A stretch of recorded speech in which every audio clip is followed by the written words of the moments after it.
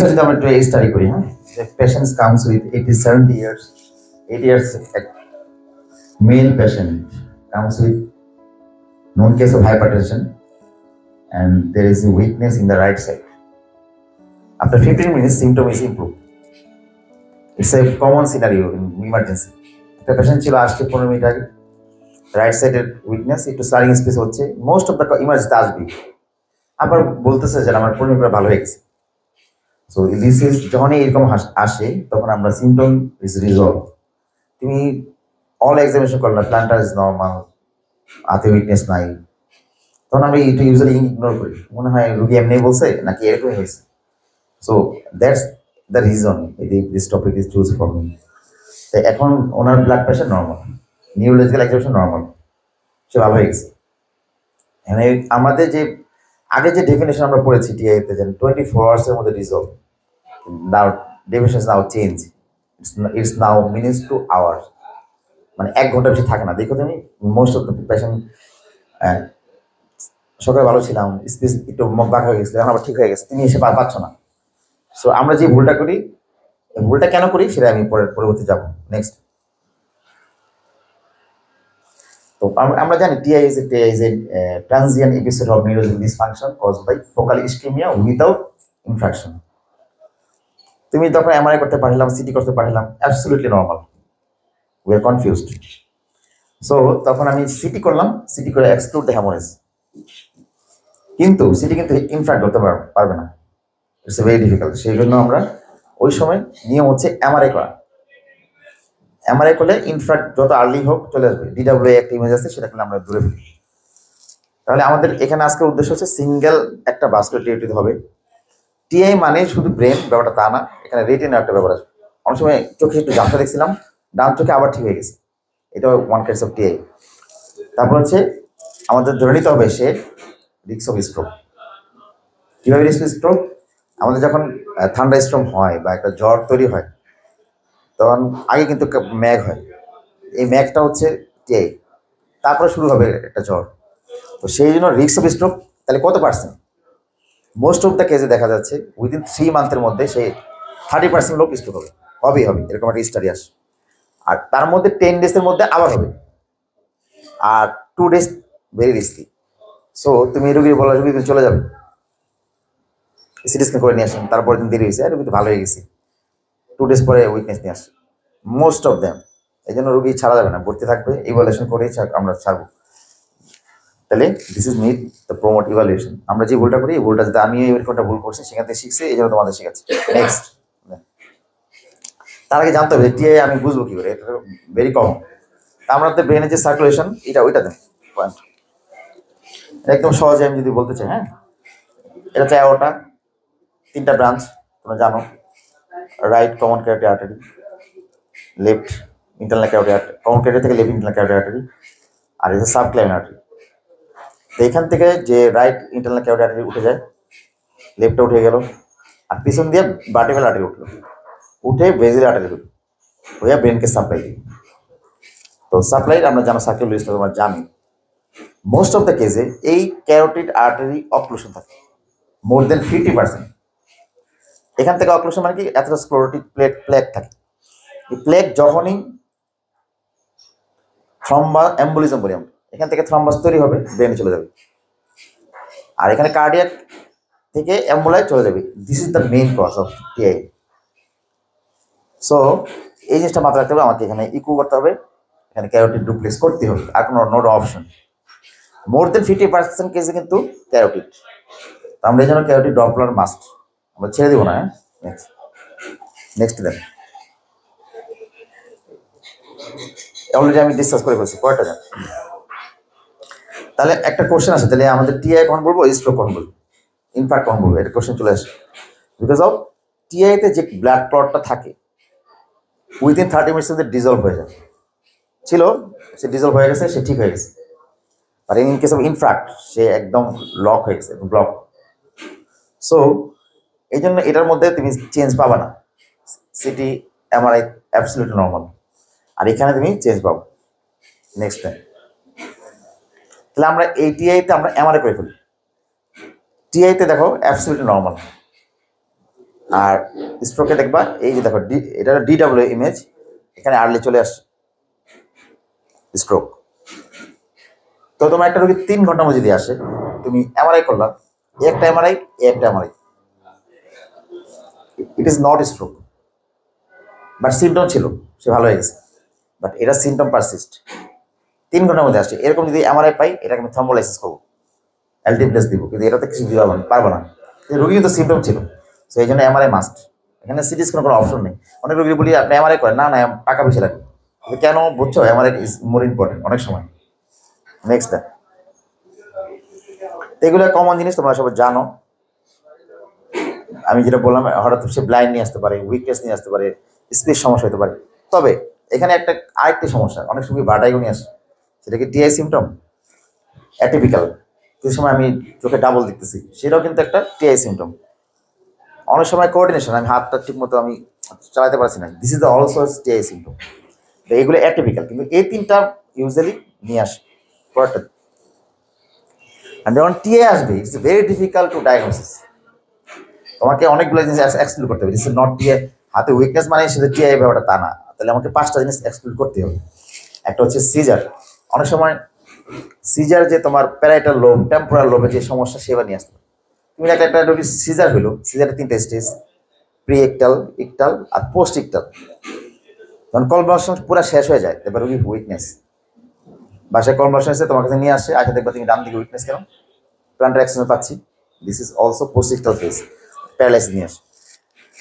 আরেক ধরনের রোগী থাকে মাইগ্রেন, মাইগ্রেন দেখবেন সময় টিংলিং, নামনেস, আমার মাথায় ব্যথা হচ্ছে, মাথায় হেডেক নিয়ে হচ্ছে, এবং হেমিপ্লেজিক মাইগ্রেন নিয়ে আসে।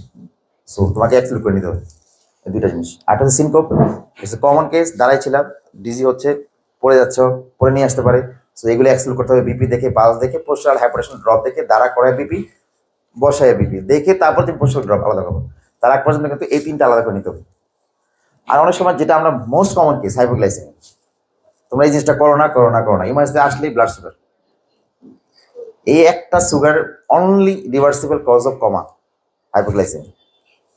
তোমরা আসার পরেই একটা ইসিজি ইকো, সরি ইসিজি আর ব্লাড গ্লুকোজ, এই 2টা মিস করবে না। আর অক্সিজেনটা দেখে ব্যাপার, 3টা জিনিস করলে তোমার অলরেডি 90% ডিজ আলাদা হয়ে যাবে। আর আরেকটা হচ্ছে মেটাবলিক, অনেক সময় দেখা যায় অনেক সময় রোগীর সোডিয়াম কম, পটাশিয়াম কম থাকে, তখন হতে পারে। নেক্সট, নেক্সট দেন, এখন এটি কমন কেস, তাহলে কেন যে হচ্ছে, এটা একদম কমন, তোমরা জানো hypertension, diabetes, heart disease, active fibrillation, smoking. আমি কিন্তু এখানে লাল কালি করে দিছি, দিস ইজ দ্য অনলি, এইখানেই একমাত্র risk factor carotid artery stenosis, এই ক্যারোটিড আর্টারি ব্লক থাকবে মোর দেন 50% এটি। নেক্সট, তাহলে তুমি কি করবা আসলে, সেম জিনিস, একটা সিটি অবশ্যই রুল আউট করবা তুমি, সিটি স্ক্যান করে হেমোরেজ, এখানে CT angiogram very very important for carotid. আর তোমার সিটি অ্যাঞ্জিওগ্রাম নাই, মেশিন নাই, কি করবা? ডপলার করবা, একটা আমার ডপলার একটু করে আমার দেখেন ফ্লো কত পার্সেন্ট ব্লক আছে, তবে আমি মোস্ট অফ দ্য কেসে দিয়ে দিই। এখন তুমি অ্যাসপিরিন দিবা নাকি ক্লোপিডোগ্রেল দিবা, এই একটা ফেলাসি চলে আসবে, কারণ আমার তো এখানে আমি অলরেডি স্কিমিং স্ট্রোক আর টিআই সেম প্রসেস। তাহলে যদি হাই রিস্ক থাকে, তুমি ডুয়াল দিবা, ক্লোপিডোগ্রেল অ্যাসপিরিন একসাথে, আর নর্মালি তুমি অ্যাসপিরিন দিবা। তাহলে তুমি হাই রিস্ক আর লো রিস্ক আলাদা করো কীভাবে? Next then, this the score is very important. যদি দেখা যান এজ 60-র উপরে, বিপি 140/90-এর উপরে, একদিকে উইকনেস, স্পেস ডিস্টারবেন্স, এবং symptom is more than 60 minutes, 0.2, আর সিমটম অল্প সময় ছিল 10 মিনিটস টু 1 ঘন্টার নিচে, তাহলে 1 পয়েন্ট, এবং ডায়াবেটিস, এটা হিসাব করবা, risk score, ABC duty score, এই হিসাবটা করে যদি দেখি 4+, তাহলে হাই রিস্ক।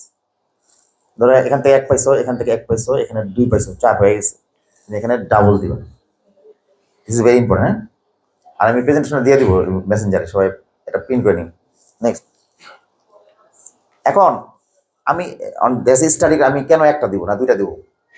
অনেক সময় ক্লোপিড এএস দেখবো আমি শুধু ইকুইসপ্রিন দিই, অনেক সময় আমি ক্লোপিড এএস দিই, এটা কেমনি দিই না, স্টাডি করা আছে। মোস্ট অফ দ্য কাছে দেখা যাচ্ছে এই যে যাদেরকে আমরা ডাবল দিয়েছি, হ্যাঁ, অ্যাসপিরিন ক্লোপিডোগ্রেল, তাদের রিকারেন্ট রেট কম, দেখো 626। আর যারা শুধু একটা দিছ অ্যাসপিরিন, মানে ওদের কিন্তু বেশি রিকারেন্ট হয়েছে, মানে আবার স্ট্রোক হয়েছে বেশি।